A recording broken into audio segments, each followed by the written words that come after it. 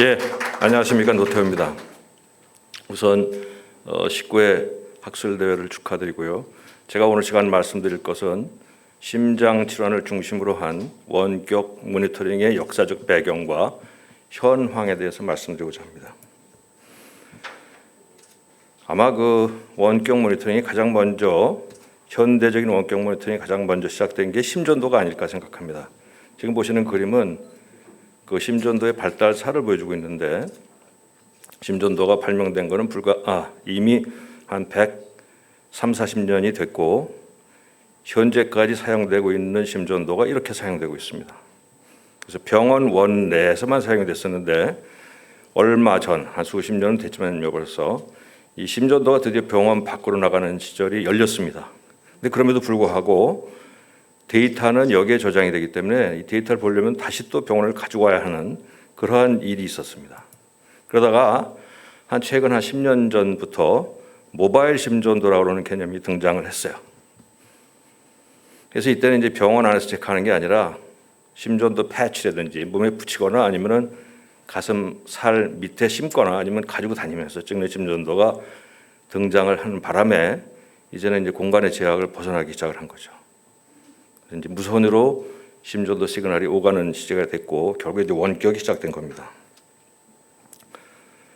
그래서 이렇게 이제 원격 모니터링이 탄생하게 된 데에는 이제 배경이 있는데 결국 가장 중요한 것은 이 기술적 진보입니다.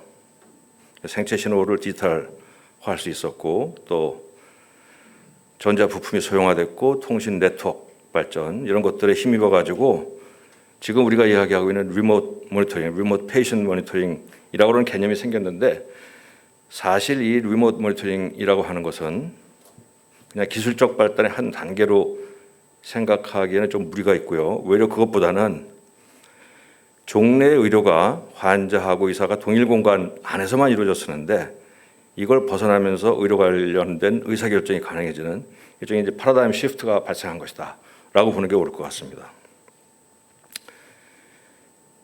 이게 이제 발전되는 과정에 사실 최근에 이 코비드가 이제 여기에 이제 불을 붙여놨어요. 예, 지금 보시는 것은 그 ILR이라고 하는 그 조그마한 심장 리듬 진단 도구인데 이걸 피하에 삽입을 해가지고 자가 3년간 심장 리듬을 감시하고 외부로 이제 시그널을 보낼 수 있는 장비인데 이 장비의 그 사용량이 다운로드하는 사용량이 코비드 록다운이 생기면서 아주 급격하게 상상하기 어려울 정도로 급격하게 그 사용량이 증가되는 걸 볼 수 있고요. 이게 증가되면서 코비드 동안의 실제적인 부정맥도 굉장히 많이 증가했습니다. 환자가 이상을 느껴서 발견한 경우도 있고 또 환자는 못 느꼈지만 기계 알고리즘으로 발견한 경우도 있고요. 이런 그 실제적인 그 리모트 모니터링, 원격 모니터링이라고 하는 게 이미 이 1925년 이 시절에 이 건스박이라고 하는 사람이 이러한 상상도를 그린 게 있었어요. 그래서 여기 보이는 게 이분이 의사고 손으로 뭔가를 조작을 하고 있고 저 멀리 떨어진 데서 이것과 유사한 도구가 환자 몸에서 진찰도 하고 지술도 하는 그러한 개념도를 그린 게 있습니다. 근데 이게 1925년도의 일이에요. 1925년도에는 TV가 아직 나오기 전이라고 합니다. 라디오가 사용되는 시절인데 그때 이미 이러한 개념도를 그렸고 이게 현재 이제 상상이 현실화가 된 겁니다. 지금 보시는 로봇 서저리를 보여주고 있는데 서저는 환자와 붙어 있지 않습니다. 떨어져서 자신의 일을 하고 있고요. 사실 이걸 보게 되면은 의사가 환자하고 붙어 있지도 않은데 굳이 환자가 의사하고 같은 방에서 할 이유가 뭐가 있을까 하는 생각을 갖게 됩니다. 그래서 한 10년 전에 BBC에서는 앞으로는 외과 의사가 수백 킬로 떨어진 곳에서도 아마 수술할 수 있을 것이다 하는 예측을 했고 이미 실현하는 단계에 와 있습니다. 아직은 실험 동물이긴 하지만 이건 이제 21년도 이란에서 벌어진 일인데 5km 떨어진 곳에서 계속 리모트 바섹토미를 했어요.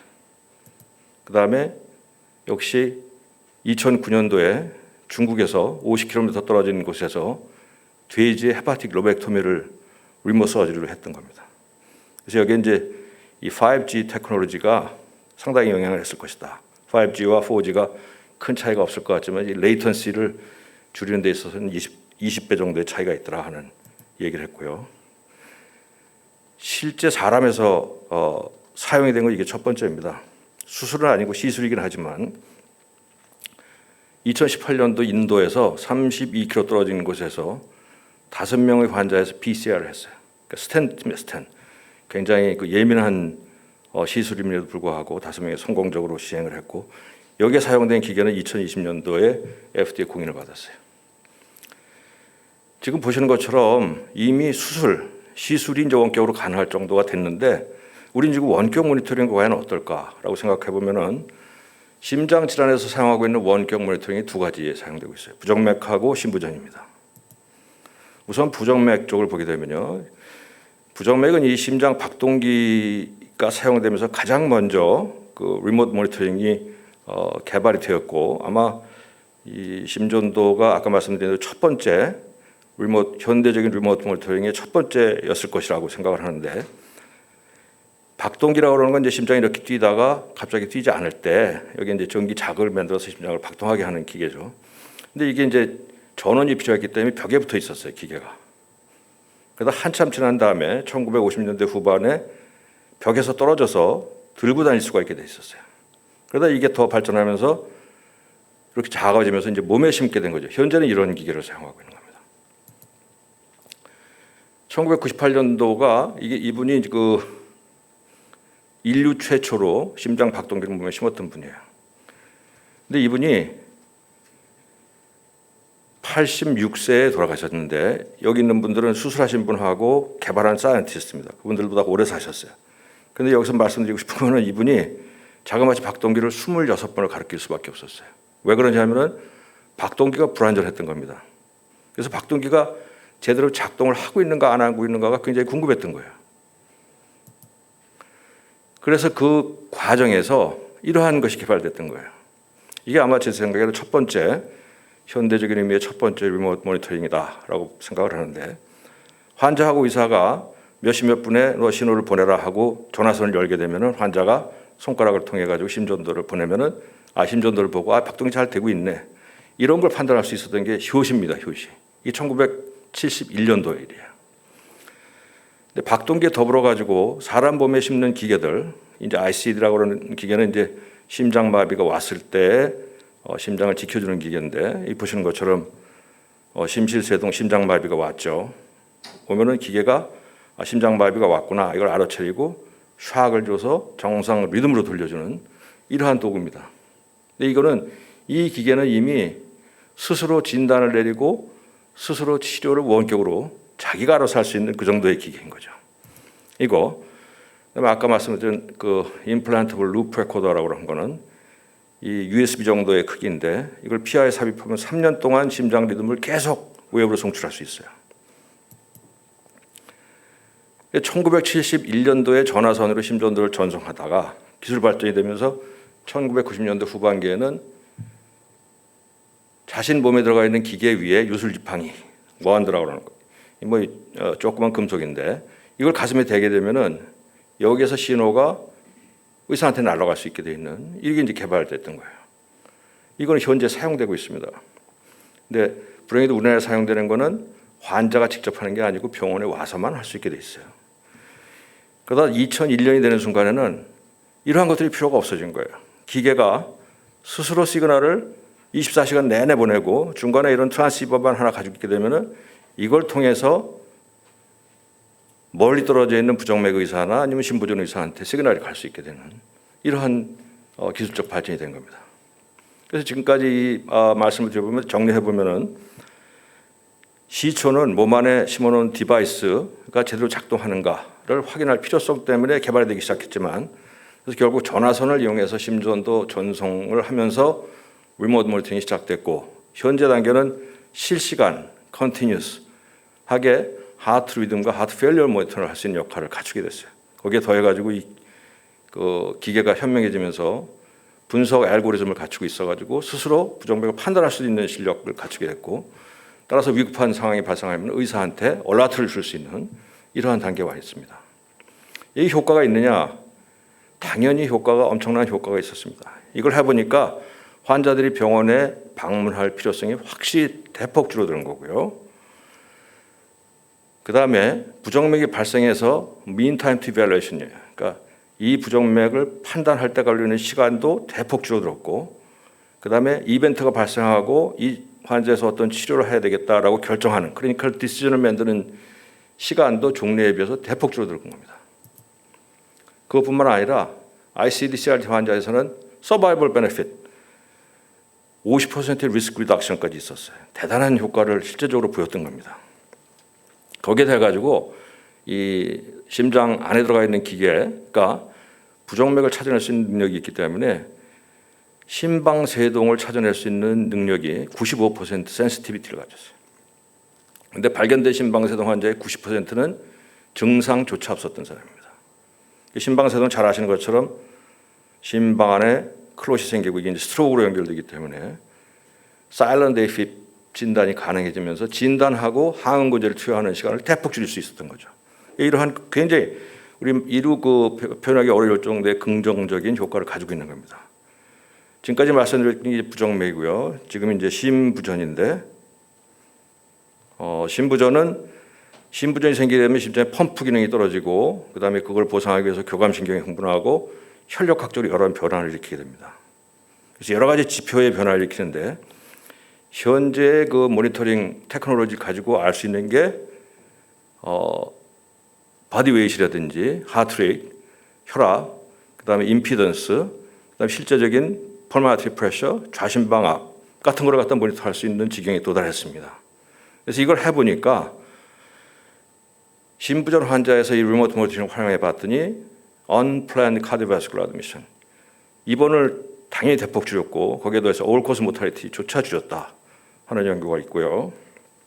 당연하지만 환자에서 입원, 응급 병원 방문을 줄일 수 있었고 또 아주 철저하게 했더니 데일리 오토마틱하게 철저하게 리모트 모니터링 했더니 총 사망률의 감소 효과가 현저했고 이러한 효과는 심장 질환이 심하면 심할수록 즉 이젝션 프랙션이 낮은 심부전 환자 중에서도 특히 심한 환자에서 더 효과가 컸더라 하는 그런 연구 결과를 보였어요.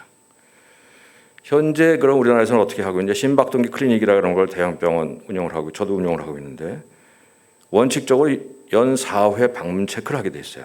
리모트는 불가능하고 오게 되면 환자의 박동기 상태든 심장 전기도 분석을 하는데 거기에 덤으로 그 박동기 안에 들어가 있는 센서가 심장 부정맥을 분석하기 때문에 그동안 무슨 일이 있는 걸 갖다 알 수가 있게 되는 겁니다. 그런데 지금 연 4회 방문 못 하고 있고 실제적으로는 연 1회 정도 방문하게 됩니다. 그러니까 방문하게 돼서 분석을 해 보면은 이 사람이 몇 달 전에 무슨 부정맥이 있었구나를 알게 되는 아주 참 그 우스운 일이 발생하는 거죠. 해외에서는 어떠냐? 미국의 경우에는 페이스메이커 연 4회, ICD-CRT 연 4회, 그다음에 루프 레코더인 경우는 월 1회를 할 수 있게 재정적으로 뒷받침을 하고 수가가 매겨져 있고요. 이게 미국, 일본, 호주, 독일 다 비슷한 상황입니다. 이렇게 했더니 의료비를 감소시키는 건 뭐 당연하고 건강보험은 마찬가지고 환자가 스스로 내는 비용도 모두 감소되어 있고 ICD 환자 봤더니 일반 진료에 비해서 한 17%의 환자 비용이 감소될 수 있었다 하는 얘기고요. 실제적으로 우리나라에서 심박동기, ICD, 루프 기록기 모두 자체 심전도 송전 장치를 갖추고 있고 학회는 물론이고 환자, 제조사 모두 사용을 원하고 있지만 우리나라에서 못하고 있습니다. 지금 말씀드린 거는 이미 몸 안에 디바이스를 가지고 있는 사람들 얘기고요. 그렇지 않은 사람들한테는 어떤 장치가 심장을 모니터할 수 있을까? 이러한 여러 장치들이 심장을 모니터할 수 있습니다. 이게 패치형 심전도라든지 아니면은 가지고 다니면서 찍어서 찍는 심전도 아니면 시계 아니면 반지형도 있어요. 우리나라에서 제조돼서 판매되는 것도 있고 외국 제품도 있습니다. 실제 시장에 나와 있는 제품들도 상당히 많이 있습니다. 그래서 이런 그 모바일 심전도 가지고 있는 의미는 심전도하고 스마트폰이 직접 만나는 데 있어요. 현재 그 디바이스, 몸에 들어가 있는 디바이스는 중계 장치가 필요해요. 트랜시버라고 하는 중계 장치를 통해서만 신호의 전달이 가능한데 이거는 스마트폰 자체가 중계 장치로서 역할을 하는 거죠. 그래서 찍는 순간에 실시간으로 전 세계로 심전도가 이송이 되는 겁니다. 이 패치형 심전도를 달고 있으면은 블루투스로 스마트폰에 연결되고 클라우드 서버에 가고 간 것을 웹 브라우저를 통해서 전문가가 언제든지 상황을 파악할 수 있게 되는 거죠. 근데 이게 심전도뿐이냐? 심전도는 당연하지만 거기에 바디 템퍼처 가능하고 세츄레이션 가능하고 레스피레이션 가능하고 블러드 슈가까지 실시간 감시가 가능해졌어요. 그러면은 우리가 한번 보면은 심박수, 혈압, 호흡, 체온 다 가능하죠. 심전도, 혈당, 세츄레이션이 가능한데 앞으로 또 뭐가 더 추가될지 모릅니다.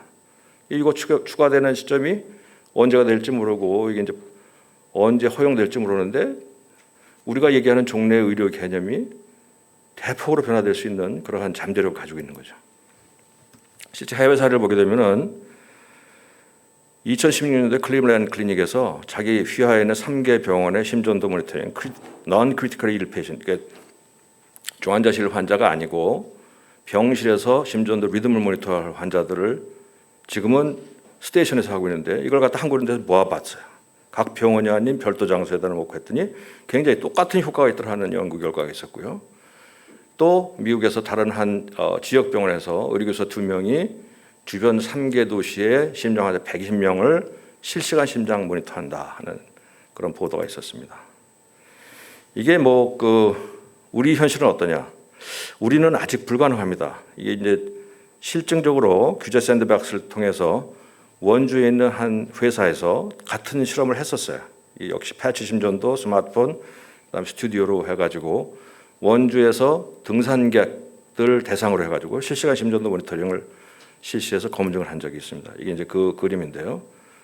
환자들이 올라갈 때 환자는 아니죠. 등산객들한테 패치를 붙여주고 스마트폰을 주고 올라가게 되면은 이렇게 심전도 하고 하트레이트 당연히 모니터되고 바디 템퍼레처도 모니터 되게 되는 이런 게 가능했어요. 거기다 스마트폰을 가지고 있게 되니까 각 환자의 현재 위치 파악이 가능해요. 특별한 상황이 발생되면 언제라도 인터벤션이 들어갈 수 있는 그러한 일이 된 거죠. 그래서 모바일 심전도가 현재 스마트폰에 연결돼 실시간 지속적 감시가 가능하며 학회 환자 재조사 모두 사용을 우리나라는 못하고 있습니다. 우리나라에서는 이 진료의 범위도 사실 어디까지가 아주 클리어하지는 않지만 의료기관에서만 진료를 하고 전화진료 등 원격 진료에 대해서 유죄 판결을 내고 있다라는 게 있어요. 지금 한시적으로 허용된 부분은 있지만 이건 제가 이제 인터뷰한 적이 있었는데요. 심장질환은 큰 문제가 나타나기 전 이를 예측할 수 있는 이상 신호들이 있다. 지금은 환자들의 몇 개월치 이력을 모아서 한꺼번에 진단받는 구조니 제때 이런 신호들을 알아차리기 어렵다. 한 비근한 예를 보여드리겠습니다. 이거는 최근에 발생됐던 홀터 심전도의 예인데요. 환자는 09시 10분에 레코딩을 시작을 했어요.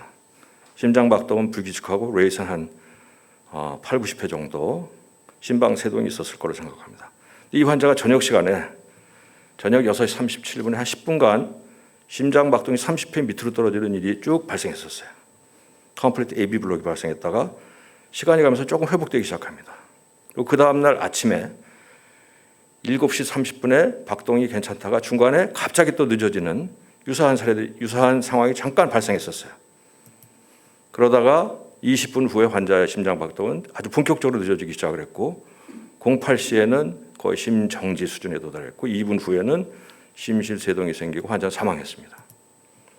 근데 만약 이 환자에서 사망 전날 저녁에 발생한 10분 지속된 심한 섬액을 경고로 받아들이고 그때 일찌감치 액션에 나섰다면 어땠을까 하는 그런 생각을 갖게 되는 겁니다.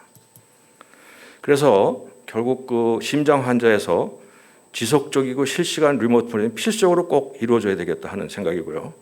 가령 이걸 활용한다면 어떤 식으로 활용할 수 있을까?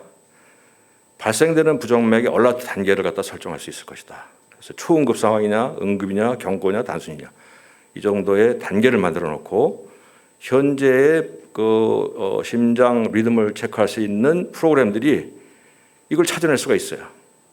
그래서 인공지능이 상황을 1차적으로 경고하고 훈련된 기사가 이를 확인하고 의사가 재확인하고 얼라트의 단계를 결정하면은 그 다음에 나타날 수 있는 액션은 EMS 119하고 그다음에 경찰에 동시 그 액션을 취한다든지 아니면 EMS만 한다든지 담당 의사한테만 연락을 한다든지 아니면 환자한테 연락을 해서 응급실로 가라 그런다든지 환자한테 연락해서 외래로 가라 이러한 그 액션이 가능할 수 있을 것이다라고 저는 생각을 하는 겁니다. 지금까지 제가 말씀드린 내용을 요약을 해보면은 심질환의 원격 모니터링은 시초는 심장 박동기 이상 여부를 찾아내기 위해 시작했습니다. 현재는 심장 부정맥과 심부전의 조기 진단과 치료에 이미 상당한 수준의 활용이 이루어지고 있고 생명 연장 효과, 의료비 절감 효과가 이미 입증되었습니다. 세계적으로 사용은 증가되고 있는 추세인데 우리나라 어떠냐면 우리나라에서도 기술적 준비 완료되어 있습니다. 그러나 현재 사용 불가하고 그럼에도 불구하고 이러한 기술이 환자한테 가지고 있는 유리한 점이라는 것은 사실 누구도 부인할 수가 없고 이러한 새로운 기술 발전을 막을 명분은 아무한테도 없습니다. 따라서 의사 사회가 이러한 그 기술적 발전과 새로운 메디컬 테크놀로지에 대해서 어느 정도는 좀 전향적인 태도를 가질 필요가 있고 그 다음에 거기에 맞춰가지고 선제적으로 남이 시켜서 하는 단계가 아니라 스스로 단계를 결정해서 이러한 조치를 할 필요가 있지 않을까 하는 이런 생각을 하게 됐습니다. 이상 간략하게 제 말씀 마치겠습니다. 여러분 감사합니다.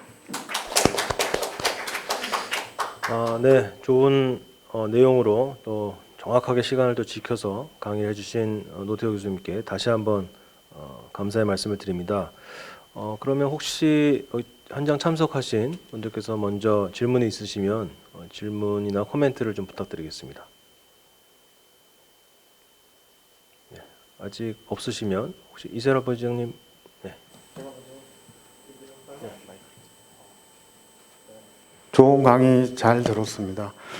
아주 많은 부분 공감할 수 있도록 사례로 들어주시고 그래서 너무 감사합니다.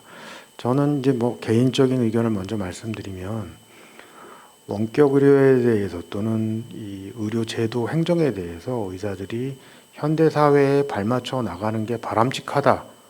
따라서 원격 의료 부분도 조금 더 지금까지의 자세와는 조금 다른 자세, 전향적인 또는 긍정적인 자세를 가지는 게 옳다고 봅니다. 그런데 문제가 있긴 있습니다. 이 문제를 대부분의 의사들이 걱정하는 것은 이것 하나를 풀어줌으로 인해서 발생할 수 있는 많은 문제들을 고민하고 걱정하는 겁니다. 따라서 심전도를 모니터링하고 이 모니터링을 통해서 환자를 구할 수 있는 것을 진행하려면 첫 번째는 이 사업을 하는 사람들이 있어요. 이것을 통해서 돈을 버는 사람들이 그걸 반대하는 사람의 입장을 어떻게 이해하고 설득하고 갈 것인가를 생각해야 된다. 따라서 심전도 문제만을 얘기하면 긍정적이지만 그 외에 많은 것들을 또다시 생각했을 때는 부정물을 생각하기 때문에 거꾸로 부정적으로 생각하는 사람들을 이제 그만 부정적으로 생각하지 마시고 긍정적으로 바꿀 수 있는 그런 어떤 생각 또는 방법 또는 제도를 먼저 제안해 주셨으면 하는 바람이 있고요. 두 번째는 정부가 이 문제에 대해서 항상 뒷짐을 지고 있는 거죠. 정부 측에서는 문제가 발생할 것이 두려우니까 욕먹는 게 두려우니까 뒷짐지고 있다가 너희들끼리 알아서 해결해 오면 우리가 원하는 대로 해줄게 하는 것이 사실은 원격으로의 현실입니다. 따라서 혹시 우리 노태우 교수님께서는 반대하는 사람들을 심장의 문제만 말고 다른 방향에서 설득할 수 있는 어떤 생각이나 방법이나 제안을 가지고 있으신지 한번 묻고 싶습니다. 굉장히 어려운 지금 제가 무슨 정책을 결정하거나 정책에 접근할 수 있는 능력이 없기 때문에 사실 그거에 대해서 정확히 말씀드리기 참 어렵습니다. 근데 제가 이제 결론 부분에 말씀드렸지만 이게 사실 환자한테 도움이 된다 하는 너무나 커다란 명분이 있기 때문에 이걸 의사들이 언제까지 지연하거나 아니면 거부할 수 있는 명분 자체가 없어요. 이건 결국에는 제가 강의 내용 중에 한마디는 없습니다만 러다이트라고 아마 기억을 하실 거예요. 방직기가 근로자들의 일자리를 뺐기 때문에 그걸 때려부셨지만 그게 얼마나 갔겠습니까? 이미 우리가 생각하는 것보다 실제적으로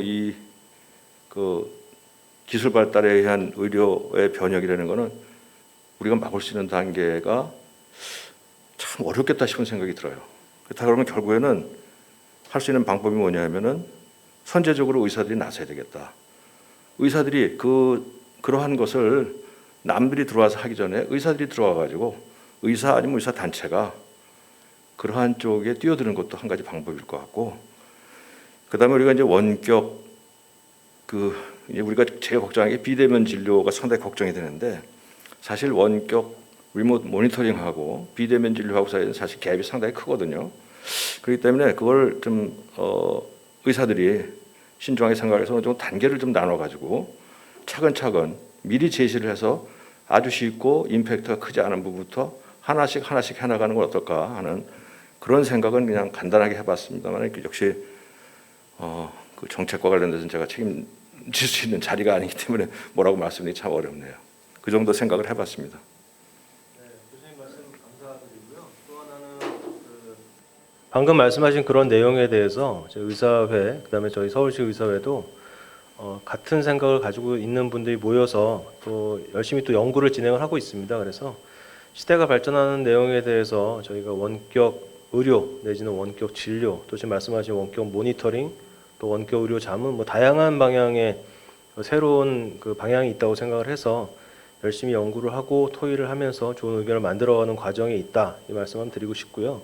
저는 궁금한 건 아까 강의를 듣다가 이게 이제 원격 의료라는 큰 틀에 포함이 돼서 지금 말씀하신 이런 그 좋은 모니터링 과정이 진행이 되지 않았던 건지 아니면 다른 이유가 있었는지가 좀 궁금하거든요. 그 맨 앞에서 하셨던 거기 때문에 모니터링의 결과도 좋고 학회도 찬성을 하고 환자, 산업계 모두 다 찬성을 했는데 그게 저희 상황에서 진행이 안 됐던 이유는 원격 의료의 한 분야이기 때문에 혹시 진행이 안 됐었는지 아니면 다른 이유가 있었는지 좀 궁금합니다. 네, 사실 이미 이 원격 모니터링이 아까 말씀드린 대로 두 종류가 있다고 말씀드려요. 하나는 디바이스를 몸에 심고 있는 사람들의 원격 모니터링하고 그렇지 않은 사람들로 나눌 수가 있는데, 디바이스는 이미 1년에 우리나라 페이스메이커 하는 환자가 한 5천 명 정도가 되고 ICD, CRT 등 하게 되면 그보다 훨씬 많은 숫자의 환자들이 디바이스를 집어넣고 있습니다. 그리고 그 디바이스는 이미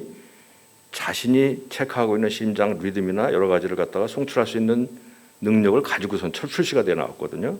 그래서 사실은 이 부정맥학회 쪽에서는 이것만이라도 우선 좀 시행을 할 수 있도록 굉장히 애를 많이 썼었어요. 근데 사실 상당히 얘기가 진행이 됐었는데 결국에는 그 정책을 집행하는 분들이 아마 의사 선생님들이 이제 겁이 나고 그래가지고 그 이상 진행을 못하고 결국에는 이제 숨어 있는 이 원격 모니터링이 원격 진료, 비대면 진료와 거의 동일선상에 있다라고 이제 생각을 하기 때문에 의사 선생님들이 이제 반대를 하니까 이게 더 이상 진행이 안 되고 있는, 사실은 약간 좀 어떻게 보면 약간 불행한 상황에 돼 있습니다. 제가 제안하는 거는 아까도 말씀드렸다시피 이 원격 진료, 비대면 진료까지를 포함한 원격 진료를 단계를 좀 나눌 필요가 있겠다.